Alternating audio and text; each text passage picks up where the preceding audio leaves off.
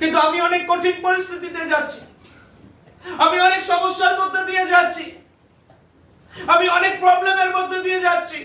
Last এক সপ্তাহ ধরে, লাস্ট 2 দিন ধরে, লাস্ট 3 দিন ধরে আমার এই কঠিন সময় আমি কি করব?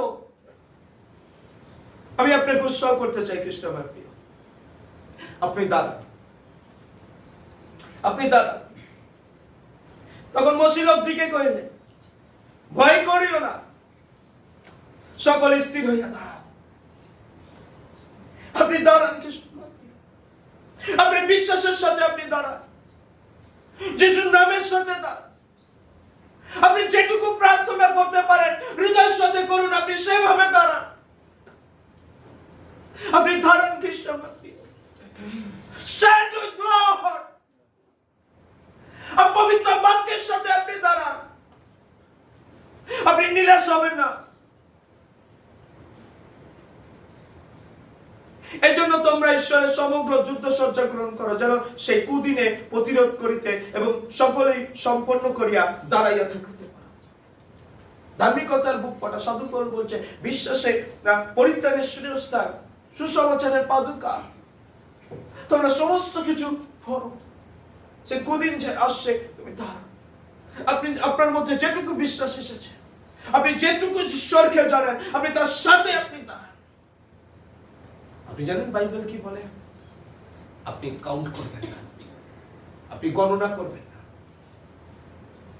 বাইবেলে বলছে তোমার আশীর্বাদকে তুমি গণনা করো না। আমি বলছি আপনার সমস্যাকে আপনি গণনা করবেন না। ও আমার এই সমস্যা, আমার অপারেশন হয়েছে, আমার আমার অভাব, আমার রিপোর্ট করতে হবে, এই ব্যবসা নেই, আপনি কাউন্ট করবেন না। আপনি স্থির হয়ে দাঁড়ান, আপনি স্থির হয়ে দাঁড়ান। God will bless you. God will bless you. কঠিন সময় করণীয় কি? স্থির হন। আপনি স্থির হন খ্রিস্টান। তখন মসিহ লোকটিকে কইলেন, ভয় করিও না, সকলে স্থির। স্থির হওয়া সিম্পলি মিনিং রূপ বিবরণী বলছে। পরে তার শাশুড়ি তাহাকে কহিল, হে বৎস, এ বিষয়ে কি হয় তাহা যে পর্যন্ত জানিতে না পারো সে পর্যন্ত বসিয়ে থাকো। বসিয়ে থাকো মানে স্থির হও।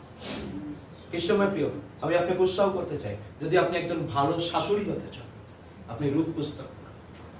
যদি আপনি একজন ভালো বৌমা হতে চান, আপনি রূথ পুস্তক পড়ুন। কয়েকটা চ্যাপ্টার, 5-6টা চ্যাপ্টার, কয়েকটা পৃষ্ঠা, চলে অল্প বাইবেলে আপনি পড়ুন। কয়েকটা পৃষ্ঠা আছে, আপনি একদিনই পড়তে পারেন। ঈশ্বর আপনাকে সাহায্য করুন।